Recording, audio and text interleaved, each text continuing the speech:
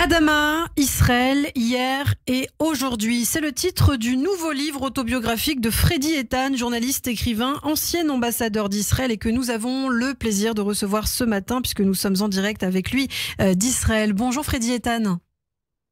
Bonjour. Merci beaucoup d'être avec nous ce matin sur Radio J en cette période difficile, c'est vrai, puisqu'on l'apprenait un nouvel attentat encore ce matin à Jérusalem. Mais important d'avoir votre regard aujourd'hui, Freddy, sur l'actualité. D'ailleurs, vous le dites dans votre livre, depuis toujours, mon regard est celui d'un journaliste conteur. Alors oui, on va revenir sur l'actualité et sur ces massacres du Hamas du 7 octobre.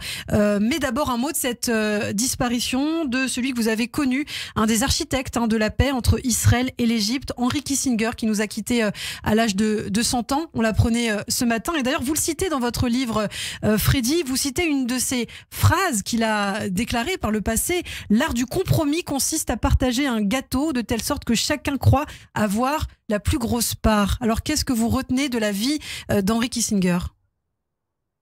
Écoutez, Henry Kissinger, je crois, non seulement est un maître à penser. J'ai lu son livre et je le relis à chaque fois sur Henry Kissinger, sur la diplomatie.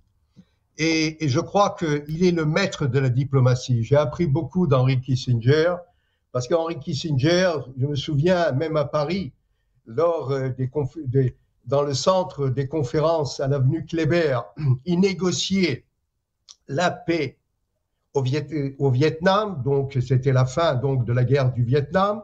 Et puis en 1973, juste après la guerre de Kippour, il faisait ses navettes entre le Caire, Damas et Jérusalem. Je l'ai vu, c'est un infatigable diplomate qui sait comment effectivement essayer tous les incompatibles réunir et donc trouver des solutions. Il nous a aussi offert ce qu'on appelle les armes pendant la guerre de Kippour, ce transfert, ce pont aérien, grâce à lui, effectivement, nous avons réussi à gagner cette guerre parce que les armes américaines nous ont aidés beaucoup lors de cette guerre surprise pendant la guerre de Kippour. Et je crois qu'il restera pour tous un grand maître de pensée, un grand maître de compromis, un grand maître de la diplomatie israélienne et aussi essayer par ses moyens, ses écritures, ses pensées, que chaque diplomate a toujours eu comme référence. Henry Kissinger sera vraiment le grand maître de la diplomatie mondiale. Henry Kissinger, qui nous a quittés à l'âge de 100 ans. Alors, Freddy, vous sortez ce livre, témoignage, peu après donc le pogrom du Hamas du 7 octobre en Israël, qui, on le rappelle, a fait plus de 1200 morts, plus de 150 otages encore captifs dans la bande de Gaza. Vous écrivez en préface, Freddy, le Hamas a lancé une guerre islamiste téléguidée par l'Iran, une guerre religieuse barbare, la plus haineuse que nous avons connue et inachevée encore. Est-ce que vous imaginiez un jour, Freddy, avec tout ce que vous avez vécu, tout ce que vous avez vu ces dernières années, vivre et voir une telle tragédie en Israël? Est-ce qu'on pouvait s'attendre à un tel massacre du Hamas en Israël? Hélas, oui. Parce que nous avons eu des informations.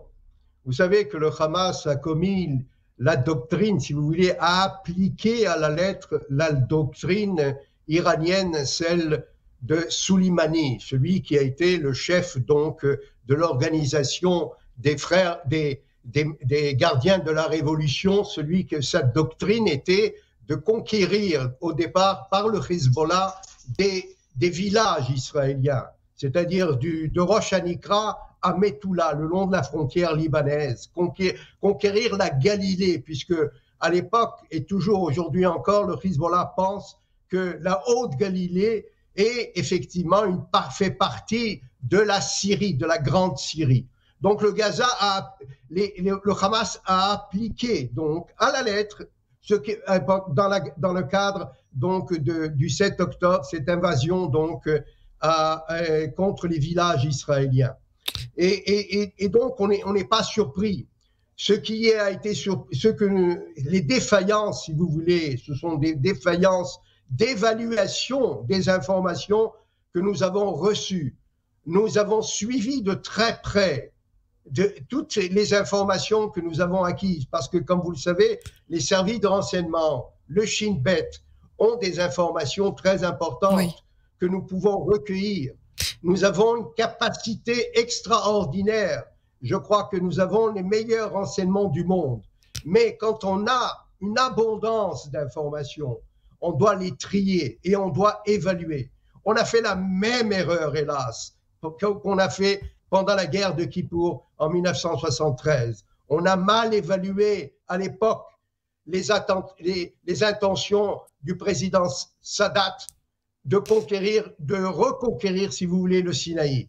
Et effectivement, malgré toutes les informations, nous n'avons pas réussi à riposter à temps et Tsahal était absent pendant plusieurs heures. Et c'est très grave. Et je crois il y aura évidemment une commission d'enquête et cette commission d'enquête sera implacable. Et le premier en chef qui sera évidemment mis sur la sellette sera Binyamin Netanyahou, le chef d'état-major et surtout ceux des chefs du renseignement militaire Amman. Alors oui, vous parlez de Benyamin Netanyahou, il nous reste à peine quelques minutes. Freddy, le temps passe très vite, mais j'ai encore beaucoup de questions. Il reste aujourd'hui plus de 150 otages, on l'a dit, dans la bande de Gaza. Et le dilemme se pose pour Israël depuis le 7 octobre. La libération des otages permettra-t-elle que la guerre se poursuive et de facto l'anéantissement du Hamas, comme l'ont promis les responsables israéliens? Est-ce que ce sont deux objectifs qui sont aujourd'hui compatibles selon vous, Freddy? C'est une mission presque impossible parce que nous, comme vous le savez, nous sommes arrivés, donc on a conquis déjà une grande partie au nord donc de Gaza. Nous allons poursuivre si la trêve ne sera plus appliquée par le Hamas. Et les tentatives sont là. Vous savez, on a parlé de Kissinger, Anthony Blinken, qui est aussi juif comme Kissinger, est arrivé en Israël. Il y aura évidemment des conversations sur l'après-guerre. Mais comment achever une opération militaire? Nous devons l'achever jusqu'au bout parce que les soldats tombaient chaque jour, les otages, les 1400 personnes qui ont été tuées ou prises en otage, les Israéliens, des hommes, des femmes, ne sont pas tombés pour rien. Nous devons trouver une solution et trouver effectivement toutes les combines diplomatiques et militaires pour anéantir, démanteler le Hamas, une mission presque impossible, mais on est capable de le faire à condition que les Américains nous aident dans cette mission.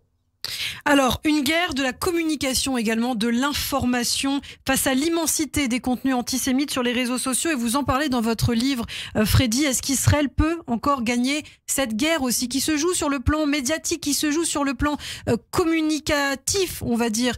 Israël peut-il gagner encore cette guerre de la communication, selon vous? Il est très difficile de gagner une guerre quand il y a des fake news, quand il y a sur les réseaux sociaux des informations fausses, des manipulations, des désinformations, la délégitimation de l'État d'Israël. Mais nous devons parler faits et chiffres. Nous avons des arguments solides. Nous sommes capables de transmettre nos informations et nos idées, nos pensées, nos idéologies. Israël a le droit son existence est légitime, elle est reconnue par toutes les nations du monde. Nous devons poursuivre donc ce chemin et je suis convaincu, avec des arguments solides, nous pouvons gagner donc cette bataille de l'information. Et d'ailleurs, vous avez intitulé votre livre « Adama, Israël, hier et aujourd'hui ». Adama, la terre, c'est important aujourd'hui pour comprendre ce qui se passe aussi bien sur le plan sécuritaire et diplomatique, de chercher dans les racines de la terre d'Israël. Mais évidemment, parce que Adama, ce mot magique, Adama, veut dire aussi Adam. Il y a Adam, c'est l'homme. Il y a Dam, qui veut dire sang. Et il y a Damim, qui veut dire argent. Tout se combine. Et donc, Adama, ce n'est pas seulement une terre, un territoire. C'est aussi la terre promise. C'est aussi la terre sainte. C'est aussi cette terre qui a été promise depuis 3 millénaires. Nous étions pendant 3 millénaires des locataires. Nous sommes devenus propriétaires de cet Adama, de cette terre. Et nous devons rester jusqu'à la fin des temps. Et donc, nous avons cet argument éternel que nous combattons pour une juste cause. Et nous pouvons le faire. Nous avons évidemment, depuis des millénaires, gagné cette bataille et le peuple juif a survécu tous les problèmes toutes les guerres. On a surmonté l'esclavage, on a surmonté la Shoah, on a surmonté les pogroms. Nous continuerons à le faire, nous sommes capables de le faire, mais seulement dans l'unité, dans la solidarité à la fois des communautés juives et aussi au sein d'Israël, dans la société israélienne, parce que seul dans cette solidarité, nous pouvons gagner toutes les guerres, la guerre diplomatique et la guerre militaire. Adama, Israël, hier et aujourd'hui, c'est donc le titre de votre dernier livre autobiographique, Freddy Eitan, un livre aussi très intime puisque vous racontez l'histoire de votre famille dans les premiers chapitres, et puis il y a aussi toutes ces photos dans ce livre, photos assez géniales où on vous voit avec ces grands acteurs de ce monde, des grands responsables qui ont fait l'histoire. On vous invite évidemment à acheter et à lire ce livre. Merci beaucoup Freddy Eitan et à très bientôt sur Radio J.